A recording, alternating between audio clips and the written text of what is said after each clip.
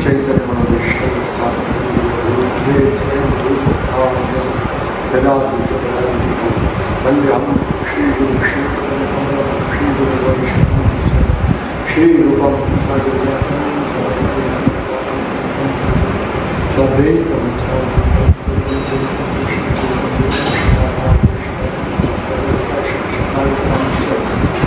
हे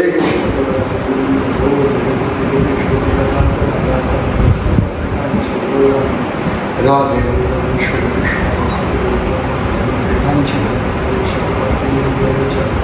पतितानां पावनेभ्यो श्री कृष्ण चैतन्य श्री अद्वैत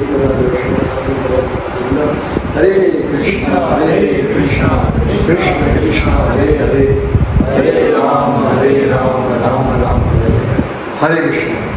विशेष प्रवचन उन भक्तों के लिए कि जो 16 माला करते हैं और भगवान के बारे में और जानना चाहते हैं, उन सभी भक्तों के लिए। तो आज का पहला विषय पार्ट 1 बहुत इंटरेस्टिंग विषय है। हम प्रतिदिन 16 माला करते हैं लेकिन मजा नहीं आता है, जब करने में हमको अच्छा नहीं लगता है ना। जैसे जैसे सोते चलते इधर उधर देखते मोबाइल को करके ये सब हम जब कर रहे हैं, जब में रुचि नहीं है। तो आज हम देखेंगे कि जब क्या है, पवित्र कृष्ण के पवित्र नाम को जप करने की प्रक्रिया आज हम देखेंगे। बहुत सारा इसमें बोल सकते लेकिन हमारे पास समय बहुत कम है, इसीलिए मैं थोड़ा ही बताऊंगा। लेकिन उत्साह हमको आएगा जप करने में, क्योंकि हम एक मैकेनिकल प्रोसेस कर रहे हैं। अभी मैं गुरु महाराज का प्रवचन सुन रहा था तो गुरु महाराज बोला हम जप करते हैं लेकिन हमारा मन भटक जाता है, तो भी सूक्ष्म फॉल डाउन है, ऐसे भटकता लेकिन जब हम हरिनाम की महिमा सुनेंगे तब हमारा मन नहीं भटकेगा, या भटकेगा तो भी फिर हम वापस आ जाएगा। तो हम आज ये प्रयास करते हैं। कृष्ण के पवित्र नाम का जाप करने की प्रक्रिया यानी कृष्ण कीर्तन कलयुग तक ही सीमित नहीं है। विष्णु धर्म में एक क्षत्रिय के गिरे हुए पुत्र की कहानी के संबंध में यह कहा गया है, न देश नियम तत्र न काल नियम तथा नोचिष्टादो निषेध च श्री हरे नामनी लुप्तक। जब कोई श्री हरि का नाम जपने के लिए लालची हो जाए तो उसके लिए न तो स्थान या समय का प्रतिबंध है, न ही भोजन के बचे हुए हिस्से को स्वीकार करने का कोई आदेश है। यानी भगवान का अगर हम नाम लेने के लिए मुझे माला करनी है, लालची हो जाते हैं तो कभी भी कोई भी जगह पे हो, कभी भी आपको कोई अपराध नहीं लगेगा, मतलब आपको कोई प्रॉब्लम नहीं होगा। यहाँ लिखा है कि स्वीकार करने का मतलब नहीं भोजन जनरली हम प्रसाद लेते हैं तो आधा नहीं छोड़ना चाहिए। तो ये कहा है कि नहीं भोजन के बचे हिस्से को स्वीकार करने का कोई आदेश है।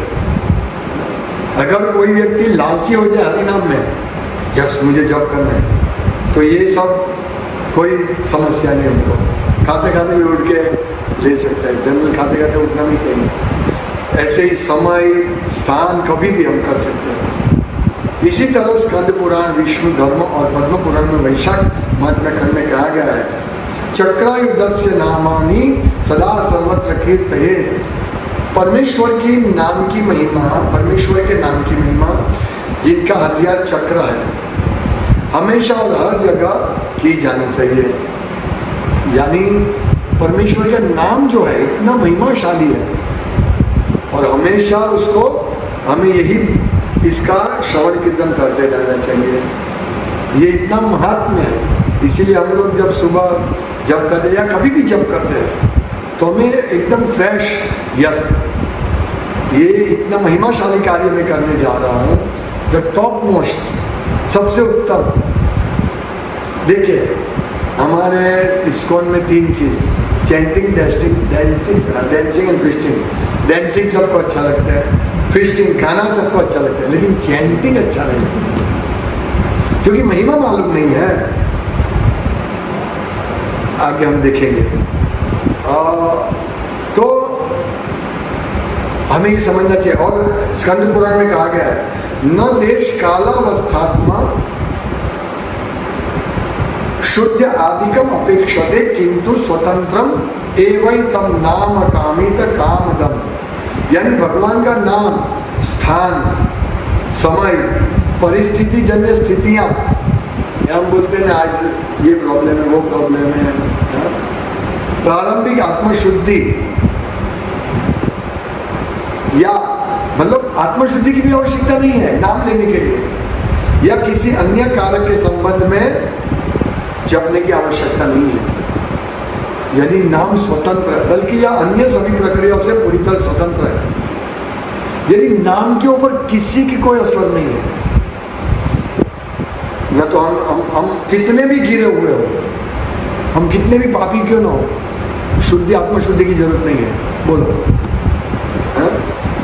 कोई भी स्थान, समय, परिस्थिति जन्य, मतलब परिस्थिति ऐसे हमको कभी भी कम हमारा अकस्मात हो जाए या कुछ भी हो जाए, तो परिस्थिति जन्य स्थितियां भी, उस स्थिति में भी हम भगवान का नाम ले सकते हैं।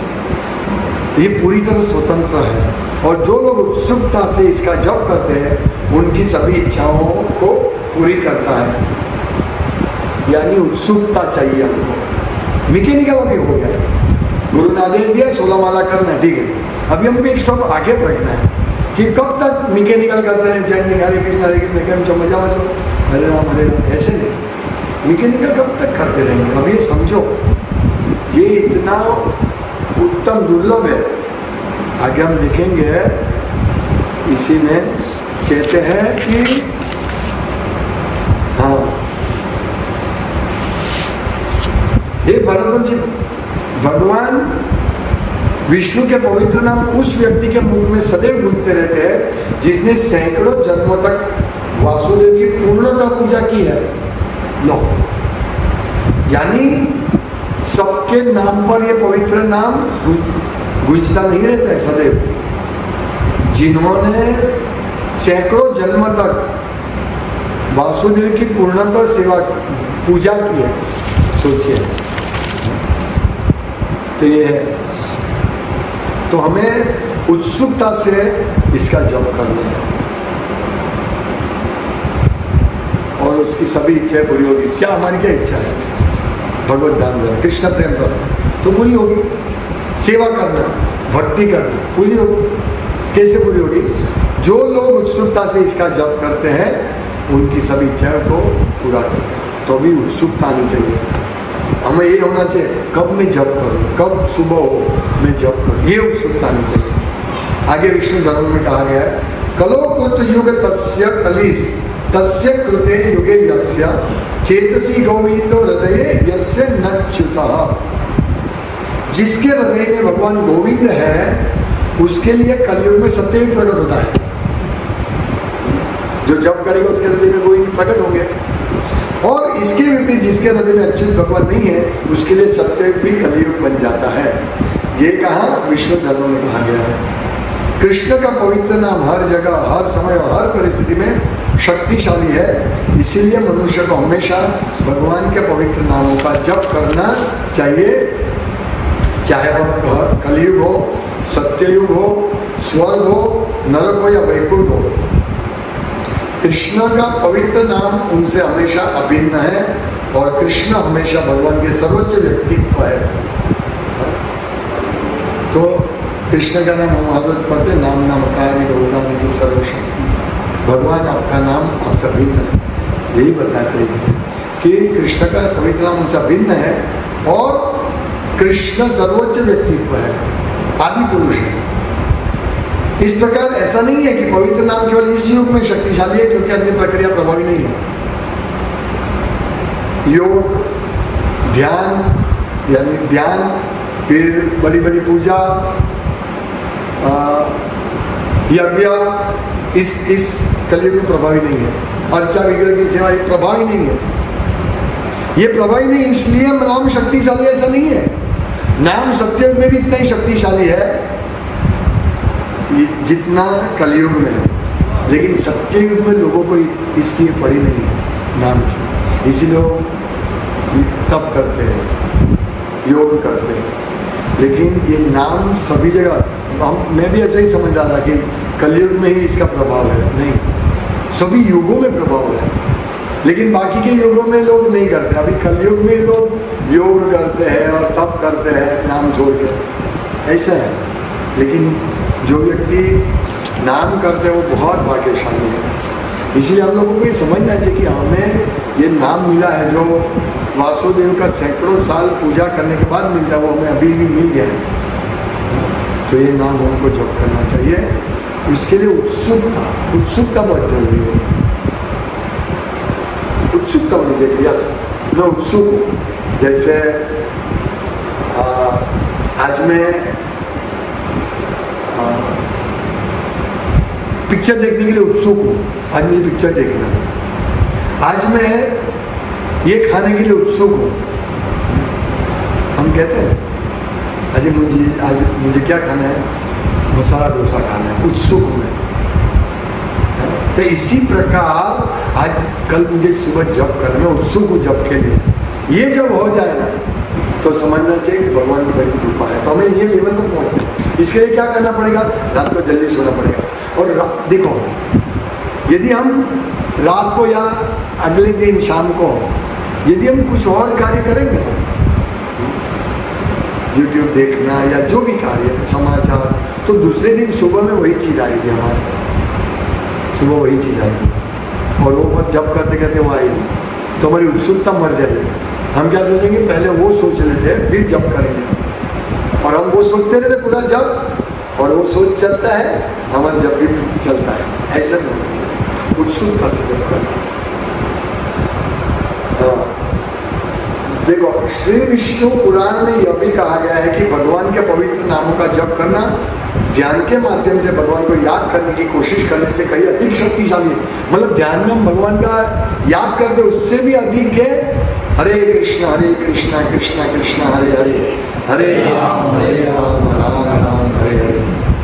और श्रीमद् भागवतम में भी सुखदेव गोस्वामी ने कहा है, मैं श्लोक नहीं बोलता हूँ पर दूसरे स्कंद का पहले अध्याय का 11वां श्लोक अनुवादी सीधा बोलता हूँ। हे राजन, महान अधिकारियों के बताए मार्ग पर चलते हुए भगवान के पवित्र नाम का निरंतर कीर्तन करना सभी के लिए सफलता का निसंदेह और निर्भय मार्ग है, जिसमें वे लोग भी शामिल है जो सभी भौतिक इच्छा से मुक्त है, वे जो सभी भौतिक इच्छा के इच्छुक है, और वे भी जो दिव्य ज्ञान के बल पर आत्मसंतुष्ट है।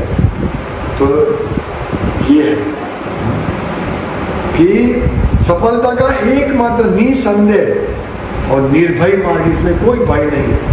ये ऐसा मार्ग है। कौन सा मार्ग है? पवित्र नाम का निरंतर कीर्तन करना। इसीलिए हम लोगों को निरंतर कीर्तन में लगे रहना है। तो श्री जीव गोस्वामी ने निम्नलिखित श्लोक उद्धृत किया जो मैंने पहले बोला कि हे भरत, ये न जन्म शतै पूर्वम ये न जन्म शतै पूर्वम वासुदेव समरचिता तन्मुखे हरिनामानि सदा तिष्ठन्ति भारत।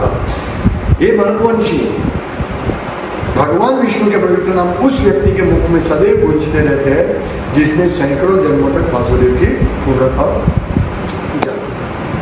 तो ये हमारा जप करने का जो हमको कंटल आता है, तो हमें इसका स्मरण करना चाहिए कि हमको जप करने का जो अवसर मिला है, ये तो गोल्डन तक है, ऐसी तक नहीं मिलेगी।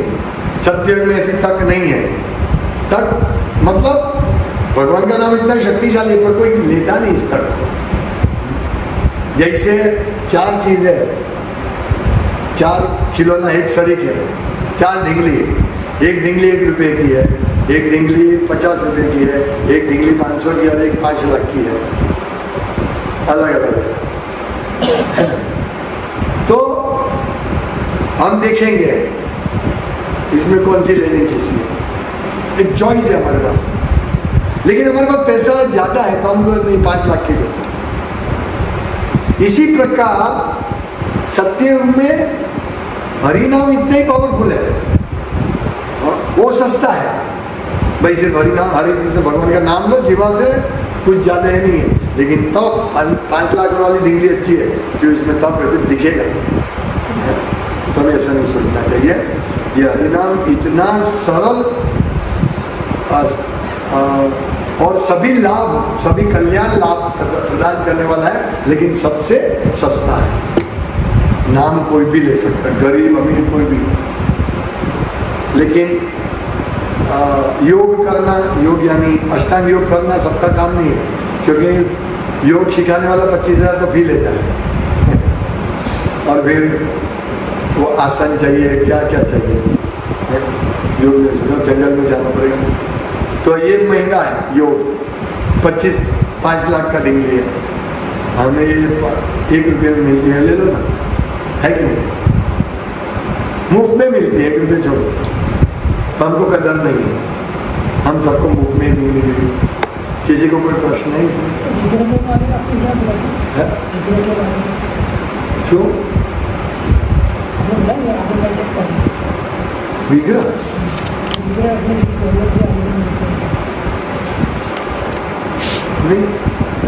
नहीं, इस कलयुग में विग्रह की जरूरत नहीं। ये सब विधि है, विग्रह की पूजा करना, ये सब इस युग की विधि नहीं है। इस युग की विधि से हरिनाम है, तो हम विग्रह पूजा क्यों करते हैं? क्योंकि हम जब हरिनाम लेते हैं हम अशुद्ध है, हमारी अशुद्धि है, इसलिए हम हरिनाम ठीक से नहीं ले रहे। इसलिए सपोर्ट के लिए, हमारा शुद्धिकरण करने के लिए और हमारा ये कल्चर में आने के लिए हम ये अर्चा विग्रह की सेवा करते हैं, जिससे हम सपोर्ट है। क्योंकि हम 24 घंटा तो हरिनाम नहीं कर सकते, 2 घंटा है तो बहुत है, इतना भी हमको टाइम निकालना तो बहुत है, इसीलिए ये सपोर्ट लेना पड़ता है। सर बीजो कोई प्रश्न है?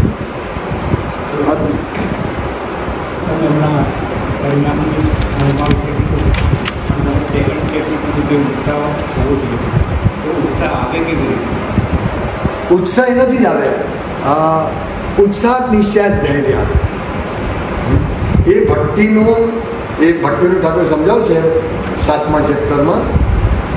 પણ ઉત્સાહ જો આમાં કેવું છે કે એક આપણને 2 વસ્તુ કરવાની કઈ છે। એક વસ્તુ છે ચોપાટી ફરવા જવાનું છે અને બીજી વસ્તુ છે વાસણ માંજવાના છે, વાસણ તો આપણે શેમાં ઉત્સાહ આવશે? चौपटी फरवा जाओ भाई, वासन कौन, मतलब बर्तन कौन सफाई करेगा, है ना? तो उत्साह किसमें है? चौपाटी जाने में, क्योंकि वो मजा आएगा उसमें। इसी प्रकार जब ऐसा हम सुनते हैं, हरिनाम का महिमा सुनते हैं, श्रवण कीर्तन 2 बात कहते हैं कि श्रवण पहले सुनो, हरिनाम के बारे में सुनो, तो सुनने से वो हमको ये हरि कीर्तन मिला है, मतलब हरे कृष्ण महामंत्र का दीक्षा मिला है। और वो यहाँ तो शास्त्र कहते हैं कि उस जिसने सैकड़ों जन्म तक वासुदेव की पूर्णतः पूजा की, उनको ही हरिनाम मिलेगा, उनके मुंह में सदैव घूमता रहेगा। तो मेरे मुंह में घूमता, यानी मैंने हरिनाम, मुझे वासुदेव की सेवा की है मैंने भगवान की, तो इस उत्साह आएगा, यस अभी को उत्साह रहेगा। तो इस प्रकार से उत्साह आता है, श्रवण कीर्तन से उत्साह आता है। इसमें जॉब करना कोई मैकेनिकल प्रोसेस नहीं है कि मैं जब कर देता हूँ बैठ के, नहीं। इसके साथ बहुत सारा श्रवण कीर्तन सेवा सब जुड़ा हुआ है। ये सब, इसमें कोई टेक्निक नहीं है कि सांस बंद करो ऐसे कट्टार, अच्छा है कट्टार बैठना अच्छा है जिससे हमारा मन केंद्रित हो, लेकिन ये कोई नियम नहीं है। कभी कभी कोई भक्त पढ़ के करता है, ठीक है, अच्छा है, कोई चल के करता है, कोई कैसे कैसे करता है, ठीक है, पर ये प्रोसेस नहीं, मैकेनिकल प्रोसेस नहीं है। ये प्रोसेस कैसे? आदो श्रद्धा तत्व साधु संग अतो भजन क्रिया, ये भजन क्रिया है। तो साधु संग करने से भजन क्रिया बढ़ेगा, धीरे धीरे बढ़ेगी, और हमारी सेवा साधना, हमारा उत्साह निश्चय, ये सब काम करेगा। ये मिला हमको भगवान की कृपा से, नाम दीक्षा मिली। अभी हम देखते हैं कि कोई वक्त नया होता है लेकिन वो जप करने के लिए अच्छा उसका उत्साह होता है, और कोई 25-20 साल से रात को 10 बजे भी चलते चलते माला करता है, हम देखते हैं। तो ये मैकेनिकल प्रोसेस नहीं है कि भाई इतना मशीन 8 घंटा चला तो अपने को 50 मीटर कपड़ा मिलेगा, ऐसा नहीं। हम इतने साल से जब करते हमको ये नहीं, ये प्रोसेस हमारे बहुत सारी चीज़ पर निर्भर रहता है। जैसे हम प्रभुपाद का पुस्तक भी पढ़ेंगे, हम मंगल आरती ज़्यादा करेंगे, अच्छी तरह करेंगे, हमारा मतलब भक्तों का संग अच्छा करेंगे, इस प्रकार से हमारा उत्साह इसमें बढ़ेगा, और उत्साह बढ़ेगा तो हमको हमारा चैंटिंग सुधरेगा, है ना। अभी देखो रात को हम लेट सो गए तो सुबह चैंटिंग कितना भी प्रयास करो नींद आ जाएगी। आज मुझे ऐसे नींद आ गई, और प्रभु जी भी बहुत बार सोते हैं। नहीं, ये एक महत्वपूर्ण परिबल है कि रात को अच्छी नींद लेना तो हमको सहायक बनता है, ये जप करने में सहायक बनता है। सिर्फ ये नहीं, बहुत सारे ये है। तो रात को कौन जल्दी सोएगा? जिनको उत्सुकता है जप करने की वही सोएगा, है। मुझे सुबह जल्दी उठ के मंगल आरती करनी, वही सोएगा रात को जल्दी, नहीं तो सब इधर उधर फाफा मारते रहेंगे। तो ये सब चीज़ें इसमें है, यानी हमारे हृदय की इच्छा बहुत महत्वपूर्ण है। यदि हमारे हृदय में इच्छा है कि मुझे अच्छा जप करना है तो हम अवश्य भगवान मदद करेंगे। ये की पॉइंट है, और कुछ इसमें क्या बोलते हैं, प्रयास नहीं करना। क्यों? क्योंकि कृष्ण कॉन्शियस हमारे गवर्नमेंट है, हमारे हृदय में सुषुप्त अवस्था में है ही, इसलिए हमारी थोड़ी इच्छा हो तो भगवान हमको मदद करेंगे। इसलिए मैं बार बार बोलता हूँ कि कम से कम 2-4 जब भगवान के सामने भक्तों के साथ बैठ के करो तो एक दूसरे के भक्त को देखकर हमको उत्साह आएगा और हम अच्छा जप करेंगे। लेकिन यहाँ मंगल आरती पूरी नहीं हुई और सब भाग जाते हैं, ऐसा नहीं। 2 जप करो, बहुत भागते हैं, 2 बैठ के जप करो, 10 मिनट लेट जाएंगे, 30 प्रकार से करो। कम से कम हफ्ते में एक बार रविवार को जब रजा हो तो अच्छी तरह बैठ के अच्छी तरह चेतना से जप करो। ओके, अभी हम दूसरा टॉपिक लेते हैं, जो भक्ति को नाश करने वाले तत्व, उसमें से दूसरा भक्त्यावलोक बुक में से दूसरा क्या? प्रयास। तो प्रयास क्या है वो हम समझेंगे। अगर प्रयास छोड़ देने में ना आए तो भक्ति का कार्य कभी भी उदय नहीं होगा। मैं गुजराती से ट्रांसलेट कर रहा हूँ, इसलिए थोड़ा 10 माइनस होगा। अगर प्रयास हम नहीं छोड़ेंगे तो कभी भी भक्ति का उदय नहीं होता। इसका मतलब भक्ति हम ठाकुर महाराज कहते हैं, यानी हमको प्रयास छोड़ना है तभी हमारे भक्ति में उदय होता। तो प्रयास क्या, उसकी व्याख्या आगे करेंगे। प्रयास शब्द का अर्थ है अधिक प्रयत्न या व्यर्थ श्रम, अधिक परिश्रम करना या व्यर्थ श्रम, इसको प्रयास बोलते हैं। तो ये प्रयास जब तक नहीं छोड़ेंगे तब तक भक्ति का उदय नहीं होगा। भगवान की शुद्ध भक्ति को छोड़कर दूसरा कुछ भी परमार्थ नहीं कहलाता। यानी सिर्फ भक्ति ही परम अर्थ है, यानी आध्यात्मिक परम अर्थ आध्यात्मिक। भक्ति की व्याख्या भगवान के चरण कमल में संपूर्ण शरणागति और अनुगत्य,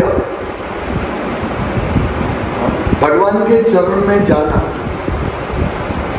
अनुसरण, शरणागति और अनुगत्य के अलावा भी और कोई भी लक्षण से नहीं हो सकती। यानी भगवत गीता का अंतिम सार रूप श्लोक, सब छोड़ के कृष्ण के शरण आओ, तो यही भक्ति की व्याख्या है।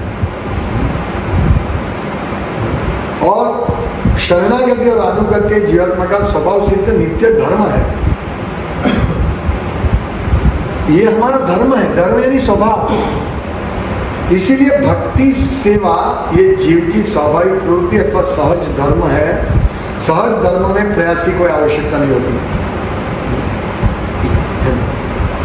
अभी मुझे आप बोलो कि भाई मेरा सर, आपका सर में कुछ हुआ है, तो आप मुझे पूछेंगे तो मुझे ढूंढना पड़ेगा क्या दवाई दो इसको। लेकिन मकसद लोगों को पूछेंगे, बोले ये 1 मिनट में बोल देंगे, प्रयास नहीं करना पड़ेगा उसको ढूंढने का।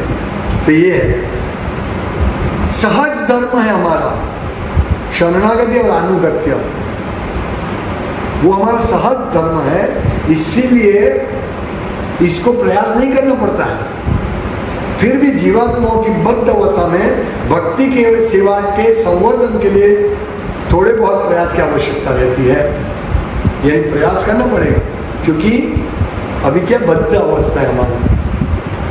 बद्ध अवस्था में हमारा जो भक्ति है वो काम को लोग मत मत्स्य के पीछे ढल गया, इसलिए आवश्यकता है ये अल्प प्रयास छोड़कर, मतलब थोड़ा सा प्रयास भक्ति को जागरूक करने का, ये छोड़कर जितना भी प्रयास करने में आता है वो भक्ति में प्रतिकूल है। प्रयास के दो प्रकार है, ज्ञान प्रयास और कर्म प्रयास। ज्ञान प्रयास कैवल्याद्वैत बोध रूप फलित होता है, जो उसको सायुज्य अथवा ब्रह्म निर्वाण से भी इसकी व्याख्या होती है। यानी ज्ञान प्रयास यानी कि हमारा प्रयास क्या है कि हम भगवान के साथ एक हो जाए, मोक्ष प्राप्त करें। कैवल्याद्वैत, कैवल अद्वैत, अद्वैत भगवान में अद्वैत है, एक ही है, तो वो भगवान में घुल जाए, ये प्रयास इसको बोलते हैं प्रयास। अधिक प्रयत्न, तो ये ज्ञान मार्ग है। और मुंडक उपनिषद में कहा है, नायम आत्मा प्रवचे में न लभ्यो न मेदया न बहुना श्रुतेन यमे वैश्वृणोते तेन लभ्यस तशेष आत्मा विवृणोते तनुं स्वाम। आत्मा, आत्म तत्व या परमात्मा को प्रवचन, मेधा यानी बुद्धि या बहुत अध्ययन करने वाले प्रयासों के द्वारा प्राप्त नहीं कर सकते। जो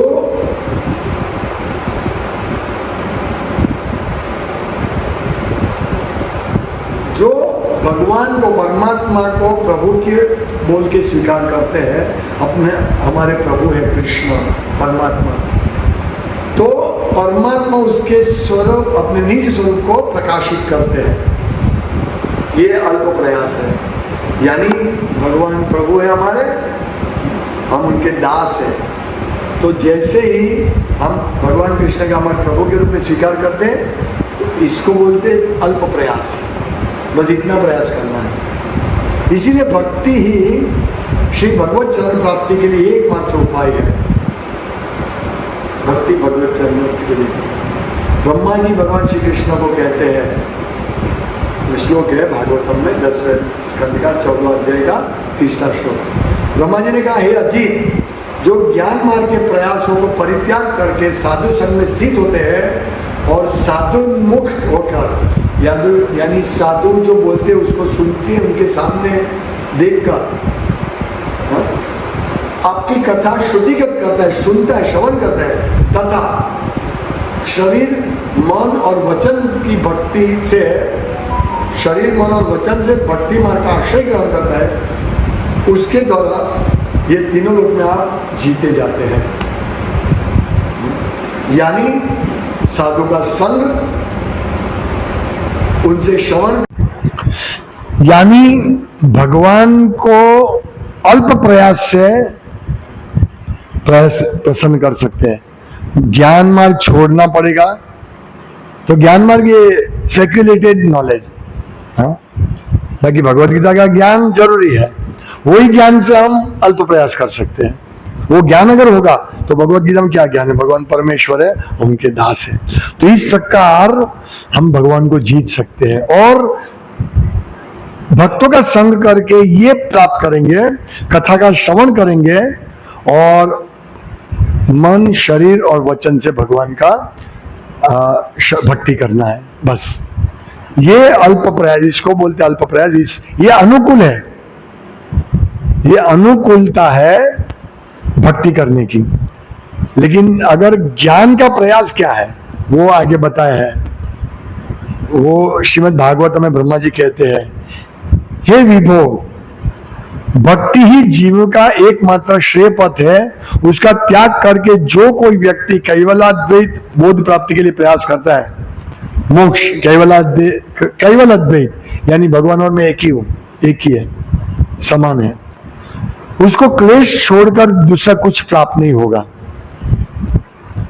डांगर को, यानी इसको क्या बोलते हैं, पैडी, वो उसको हिंदी में डांगर को में से अगर चावल निकाल दिया है, हाँ, तो ऐसे घास को जोड़ने से चावल नहीं मिलेगा। इसी प्रकार केवल अद्वैतवादियों के प्रयास से कोई भी परमार्थ फल प्राप्त होता नहीं है। तो ये ज्ञान, स्पेक्युलेटेड नॉलेज प्राप्त करना वो अति प्रयत्न है। अभी ये तो पहला 2 पन्ने हुए हैं, और भी बाकी है। तो हम दूसरा जो हमारा श्री भक्त्यालोक है उसको हम पूरा करते हैं। अभी तीसरा, व्हाट इज डिफिकल्टीज, हाँ, तीसरा पार्ट आज के प्रोग्राम में। तो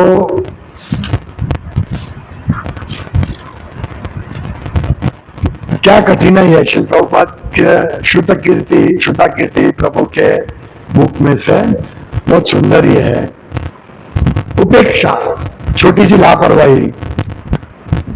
श्रुताकीर्ति प्रभु कहते हैं, न्यू द्वारका में श्रील प्रभुपाद समुद्र के किनारे प्रातःकालीन सैर करना पसंद करते थे। एक प्रातः श्रील प्रभुपाद के साथ कीर्तनानंद स्वामी, एक 70 वर्ष का युवक भक्त कुलाक्षी तथा मैं भी था, यानी श्रुताकीर्ति प्रभु भी थे। ये तीनों शेयर करते हुए भक्त ने रेत में बहुत बड़ा केकड़ा देखा, हाँ, जो रेत के साथ दौड़ रहा था। पता है ना इसको क्या बोलते हैं? आप करो सुनो गुजराती में। वो उसे देखने के लिए रुक गया। कौन सा? वो कुलाक्षी जो नया लड़का था, वो रुक गया, जबकि हम सब श्रील प्रभुपाद के साथ आगे बढ़ गए। सदैव सतर्क रहने वाले श्रील प्रभुपाद ने कहा, यह लड़का भौतिक वस्तुओं से अत्यधिक आसक्त है। यह छोटी लापरवाही, उपेक्षा एक बड़ा बर्फ का गोला बन जाएगा। पहले सब कुछ छोटे रूप में आता है तथा बाद में बड़ा बन जाता है। ये प्रभुपाद बोल रहे हैं। बहुत शिक्षाप्रद है ये चीज। हमारी सैर चलती रही तथा बाद में 1 मिनट में वो हमारे पास पहुंच गया। वो कुलाक्षी केकड़े को देखकर वापस आ गया। किसी ने युवक से कुछ नहीं कहा। जब हम वृंदावन लौटे, उसके 1 सप्ताह बाद उस लड़के ने मंदिर छोड़ दिया तथा बाद में वह कभी दिखाई नहीं दिया, जैसा कि श्रील प्रभुपाद ने भविष्यवाणी की थी, है ना। तो ये बात है कि यदि छोटी सी लापरवाही, अभी मैं बारंबार बोलता हूं और बोलता ही रहूंगा, छोटी सी लापरवाही, एंड्रॉइड फोन का उपयोग, ये छोटी सी लापरवाही है। हमको दिखे छोटी, लेकिन ये प्रभुपाद ने भविष्यवाणी की थी कि ये लड़का भौतिक वस्तु के से अत्यधिक आसक्त है, यानी हम सब आसक्त हैं। तो श्रुताकीर्ति प्रभु इसमें कमेंट देते हैं, श्रील प्रभुपाद कृपया मेरे मस्तक को निम्न शब्दों से अंकित कर दो, सदा जगत गुरु के चरण कमलों में रहो। आपके निर्देशन के बिना मैं भी केकड़े के साथ भागता रहूंगा और समाप्त हो जाऊंगा। यानी हम लोगों को भी ये प्रार्थना करती है, गुरु महाराज को, प्रभुपाद को, भगवान को, कि हाँ, मेरा मन हमेशा आपके चरण कमलों में रहे, नहीं तो हम भी YouTube के पीछे दौड़ते रहेंगे और समाप्त हो जाएंगे। तो ये हमें देखना है। एक और स्टोरी भी है, पेज नंबर 10, हम स्टेप बाय स्टेप, छठा 7वां भी ले लेते, चलो। एक प्रातः श्रील प्रभुपाद की सैर के पश्चात 5 या 6 भक्तों का समूह सीढ़ियों के नीचे हॉल में खड़ा था और श्रील प्रभुपाद अपनी छड़ी के सहारे सीढ़ियां चढ़ रहे थे। हमने कृतज्ञता से आलाप किया, जय श्रील प्रभुपाद। वे प्रीतिकर तथा सुंदर मुस्कुराहट के साथ हमारी ओर मुड़े। उन्होंने कहा, मैं अभी सोच रहा था, प्रभुपाद मुड़े और बोला, मैं अभी सोच रहा था, जब मैं युवक था मैं सीढ़ियों में भागकर चढ़ जाता था, परंतु शरीर के कारण अब दौड़ नहीं सकता। मैं अभी भी यह सब करना चाहता हूँ जैसे जवानी में करता था, परंतु शरीर बहुत सीमांत है। वे सीढ़ियां चढ़ रहे थे। हमने अपना हार्दिक प्रणाम किया। श्रील प्रभुपाद ने हमें मूर्खतापूर्ण जीवन की शारीरिक धारणा से बचाने के लिए स्वेच्छापूर्वक बहुत सी कठिनाई स्वीकार की। उनकी सेवा करते हुए मैंने श्रील प्रभुपाद की लीला में तेजस्विता का साक्षात्कार किया है, परंतु उनके जीवन में बहुत से व्यथापूर्ण काल भी थे। प्रभुपाद ने इतनी व्यथा ली बुढ़ापे में।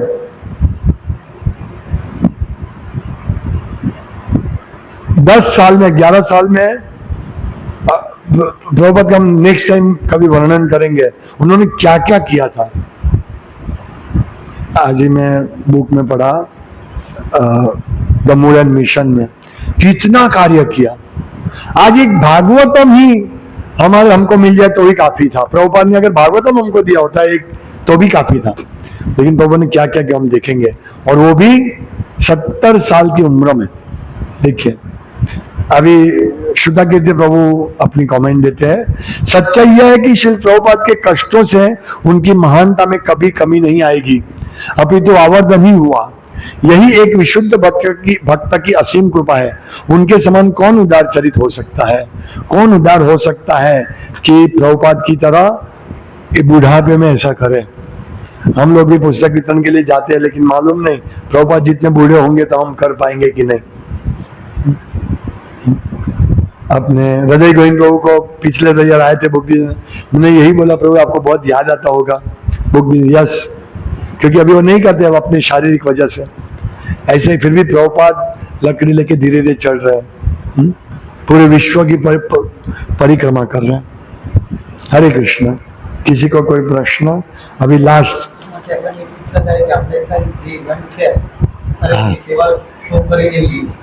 यस, जो यंग है उसको सेवा कर लेनी चाहिए। अगर यंग होंगे सेवा करेंगे तो ही बुढ़ापे में सेवा होगा। अभी समझो मेरी उम्र में कोई सेवा में मतलब भक्ति नहीं कर सकता है, क्योंकि कॉन्सेप्ट बहुत होता है, कर्म, ज्ञान, ध्यान, भक्ति इसको मालूम नहीं पड़ेगा। लेकिन युवानी में ये सब मालूम पड़ जाता है। हम कोरी स्लेट है, इसीलिए हम बच गए। इसलिए भक्ति युवानी में करना चाहिए। और कोई किसी को कमेंट? ठीक है, अभी हम ब्रह्मचर्य, लास्ट पार्ट ब्रह्मचर्य। तो ब्रह्मचर्य का श्रीधर स्वामी के, ये हम कृष्ण भावनामृत में ब्रह्मचर्य परम पूज्य भक्ति विकास महाराज की बुक से हम पठन कर रहे हैं। ब्रह्मचर्य का अर्थ इस टाइटल के अंतर्गत श्रीधर स्वामी के श्रीमद् भागवतम के भाष्य में ब्रह्मचर्य के 8 पक्षों का वर्णन किया गया है। स्मरणम, कीर्तनम, केली, प्रेक्षणम, गुह्य भाषणम, संकल्पोद्यवसायश्च, क्रिया निवृत्ति रेवच। व्यक्ति को चाहिए कि वह स्त्रियों के विषय में मनन न करे। पहली बात, मन में स्त्रियों को नहीं लाए। यौन जीवन के विषय में न बोले, बोलना नहीं हमको। स्त्रियों के साथ आमोद न करें, स्त्रियों को कामुकता से न देखें, स्त्रियों से अंतरंगता से बातें न करें, संभोग में संलग्न होने का निश्चय न करें, यौन जीवन के लिए प्रयास न करें, यौन जीवन में संलग्न न हो। ये 8 पॉइंट श्रीधर स्वामी ने अपने भागवतम भाष्य में कहा है। 6ठे अध्याय के 36 स्कंद के पहले अध्याय का 12वां श्लोक। ब्रह्मचर्य का अभ्यास करने वाला ब्रह्मचारी कहलाते हैं। वर्णाश्रम पद्धति में ब्रह्मचारी आश्रम 4 आश्रमों में है। ब्रह्मचर्य, गृहस्थ, वानप्रस्थ तथा संन्यास में पहला है। वैदिक नियमों के अनुसार जीवन के प्रथम अंश का उपयोग ब्रह्मचर्य में चरित्र तथा आध्यात्मिक गुणों के विकास के लिए किया जाना चाहिए। इसीलिए हम लोग बच्चे को 25 साल तक शिक्षा देते हैं। ये अभ्यास, ये ब्रह्मचारी जीवन है, जिसमें गुरुकुल में जाकर शिक्षा प्राप्त करती है। लेकिन अभी कोई शिक्षा प्राप्त नहीं, उनको कोई शिक्षा नहीं मिलती ब्रह्मचारी की। इस प्रकार ब्रह्मचर्य विद्यार्थी जीवन है। परंपरा से यह कठोर, अनुशासित तथा तप पूर्ण था। हम लोगों ने कभी कठोर, अभी तो स्कूल में जाएगा बच्चे को कोई टीचर एक चांटा मार देगा तो दूसरे दिन पेपर में आ जाएगा। कठोर। यदि ब्रह्मचर्य में देखो बच्चों को इतनी सुंदर ट्रेनिंग मिलती थी। अगर बच्चा भिक्षा मांग के गुरु को देता है, लाके जो भी आता है गुरु को दे देना चाहिए। ये ब्रह्मचर्य की पहली ट्रेनिंग है। हम लोगों को भी जो भी दान मिले, हमको दान अपने लिए नहीं वापरना है, वो दान भगवान की सेवा में ले जाना है। तो जब ब्रह्मचर्य उसको गुरु की सेवा में दिया जाता है, और गुरु उससे प्रसाद बनाते जो भी कार्य में वापरता है, और गुरु दान लेके आया कुछ भी, और गुरु उसको बुलाने के लिए भूल गया, वो गुरु बोलता है बेटा प्रसाद लेने आ जाओ। अगर शिष्य को बोलना भूल गया तो शिष्य को उपवास करना पड़ेगा। यह है अनुशासित और तपपूर्ण। भगवान को और सुदामा को बोला जाओ जंगल से कुछ सामान लेके आओ, लकड़ी लेके आओ, भगवान भी थे इसमें। तो ये सब चीज अनुशासन है, हाँ? लेकिन अभी कौन करता है? इसीलिए ब्रह्मचर्य आश्रम ब्रह्मचारी के लिए बहुत कठिन बनता जा रहा है। ये भी बहुत सारे ब्रह्मचारी का फॉल डाउन होता है। फॉल डाउन होता है ठीक है, अगर अरे ब्रह्मचारी अगर गृहस्थ बनते तो कोई प्रॉब्लम नहीं है, लेकिन फॉल डाउन नहीं होना चाहिए। फॉल डाउन यानी किसी और स्त्री के साथ संबंध कर ले कोई, वो अच्छा नहीं है, उसको शादी कर लेना चाहिए। समस्त आश्रमों में भक्तगण कृष्ण भावनामृत का अनुशीलन करते हैं। मृत्यु की परीक्षा के लिए तैयारी करते हैं, किंतु ब्रह्मचर्य की अवधि विशेषतः प्रशिक्षण के लिए है। सभी आश्रम में हमें को मृत्यु की तैयारी करनी है, लेकिन इसमें प्रशिक्षण मिलना चाहिए। इंद्रियों तथा मन को नियंत्रित करने का प्रशिक्षण। तो अभी क्या कर प्रशिक्षण नहीं मिला हमको, लेकिन जो छोटे लोग हैं उनको प्रशिक्षित रहना चाहिए। उसको एक कड़क गुरु के अंडर में काम करना चाहिए। अपने मनमानी ढंग से काम नहीं करना चाहिए। मैं ये करूं मुझे अच्छा लगता है, मैं वो करूं मुझे अच्छा लगता नहीं, पूछ के करना चाहिए। तभी हम इंद्रिय और मन प्रशिक्षित हो। मैं क्यों पूछूं, यही पहले से बोला जाता है। टीचर बोर्ड पे कुछ लिखता है, पीछे से रॉकेट उड़ा के मारते हैं टीचर को। एक बार ऐसा ही था, किसी ने मारा तो टीचर मेरे पास आया, बोला क्यों ऐसे मारा? मैं बोला मैंने नहीं मारा। ऐसा होता है। तो इंद्रिय तथा मन को नियंत्रित करने का प्रशिक्षण हम क्या करें? गृहस्थ वानप्रस्थ तथा सन्यासी बनने का प्रशिक्षण। यह प्रशिक्षण गुरु की शरण सेवा तथा मित्रता करने के द्वारा होता है। तो भी हमको ये प्रशिक्षण नहीं मिला है, तो हमें अभी हम प्रशिक्षण लेना चाहिए। अभी प्रशिक्षण जो लेते हैं ना हम, वो सरल है। क्यों? क्योंकि हम लोगों को कृष्ण भक्ति मिली है। कृष्ण भक्तों के लिए ब्रह्मचर्य का प्रशिक्षण और किसी के अंडर में रहकर उसकी आज्ञा, कड़क गुरु की आज्ञा का पालन करने का प्रशिक्षण सरल है, जो कृष्ण भक्ति में है। वो जो कृष्ण भक्ति में नहीं है, तो बच्चे जो होते हैं गुरुकुल में जाते हैं तो उसको प्रशिक्षण नहीं मिलता है, तो बिगड़ जाते हैं। लेकिन उनके पास अभी कृष्ण भक्ति नहीं है, गुरुकुल के बच्चों के पास। लेकिन भक्तों के पास कृष्ण भक्ति है, इसीलिए चाहे भक्त बूढ़ा भी हो तो भी वो प्रशिक्षण ले सकता है, और जल्दी लेकर वो जल्दी कृष्ण प्रेम प्राप्त कर सकता है। और वो प्रशिक्षण गुरु की शरण सेवा तथा मित्रता करने के द्वारा होता है। फिर भी आगे है, समय हो गया।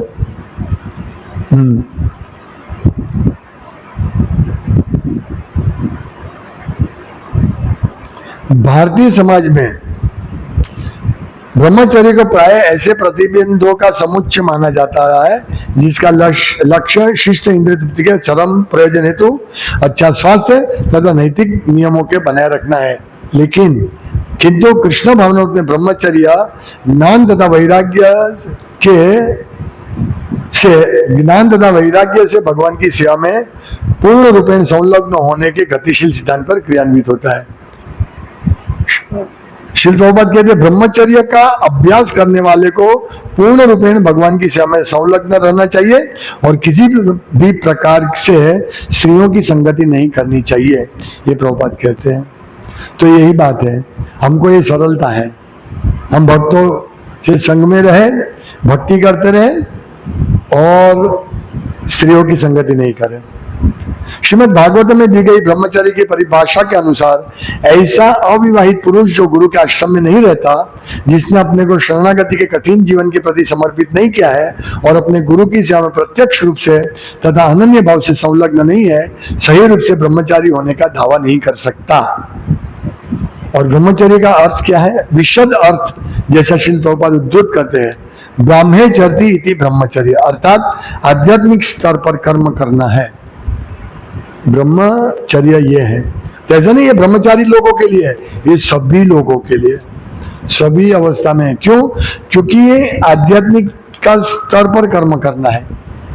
हाँ, इसलिए भक्तों के लिए बहुत सरल है, क्योंकि भक्त ऑलरेडी ब्रह्मभूत अवस्था में होते हैं। हाँ, आध्यात्मिक स्तर पर होता है शुरुआत में, मतलब भक्ति की शुरुआत से ही, इसीलिए उसको ब्रह्मचर्य का पालन करना बहुत कठिन नहीं होता है। तो हमें इस प्रकार से आगे बढ़ना है। हरे कृष्ण। किसी को कोई प्रश्न है? श्रील प्रभुपाद की जय।